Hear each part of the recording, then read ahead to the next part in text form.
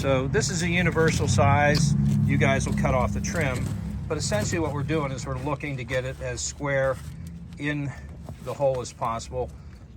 Needs to go Matt's way a little. Okay. And each one of these are tagged, and on the back of the tag you can see there's a date that you install with an indelible marker. Make sure you mark that for your install date. And essentially, once that's positioned, there's going to be a lot of excess. This is only a 26 by 26, yours is 24 by 36, but you can see there's excess. But when we put the grate down, the excess will get taken up. And now we're going to insert, and show us a number there. Insert the heavy metal cone pouch. There's your install date that you put on that.